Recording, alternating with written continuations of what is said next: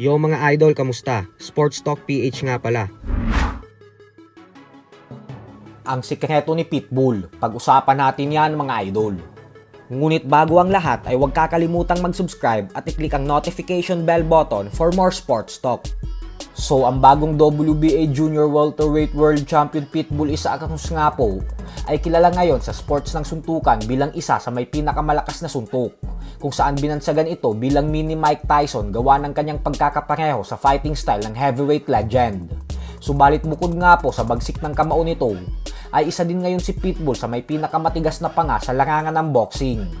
At sa kuha nga po ng Fight Hub TV ay ipinasilip ni Pitbull ang kanyang ginagawa sa ensayo upang tumigas ang kanyang panga, kung saan makikita natin na pinaparusahan niya ang kanyang leeg upang lumakas ang kanyang muka at hindi basta-basta babagsak sa mga suntok na tatama sa kanya sa mga laban niya.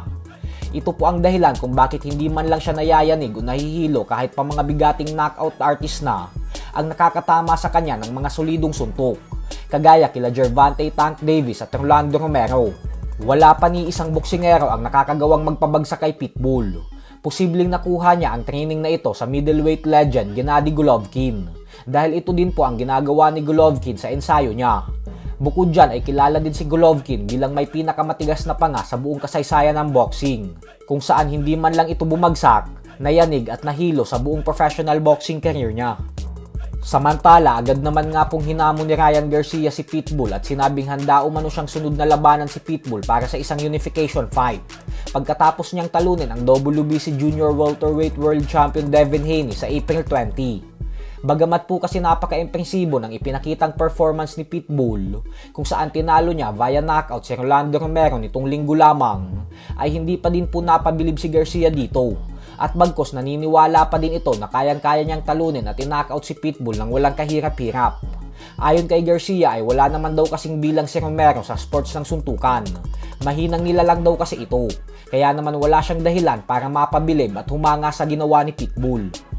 Sa kabilang banda naman mga idol ay mukhang ayaw nga pong lumaban ng bagong WBC and WBO Junior Middleweight World Champion Sebastian Fundora sa current pound-for-pound king Terence Crawford. At bagkos mas gusto nitong makatapat ang former welterweight king Errol Spence Jr. Ayon po kasi kay Fundora ay handa daw siyang ibakante ang mga titulo para lamang makalaban si Spence. Habang ang kampo naman ni Fundora ay sinabing wala daw sa isip nila ngayon ang labanan si Spence at Crawford, dahil nakafocus daw silang gawin ang rematch kontra kay Tim Tszyu. Nakikita ito ng mga fans na butas kay Fundora para makaiwas kay Crawford. Subalit mukhang wala na po itong takas dahil kanina lamang ay opisyal na agad na ipinag-utos ng WBO na magkaroon si Fundora ng mandatory title defense kontra kay Terence Crawford. Binigyan lamang ng WBO ng 5 araw ang kampo ni Fundora at Crawford para simulan ang negosasyon. At pag hindi ito nagawa ng magkabilang kampo, ay mauuwi sa first bid ng usapan para matuloy pa din ang laban.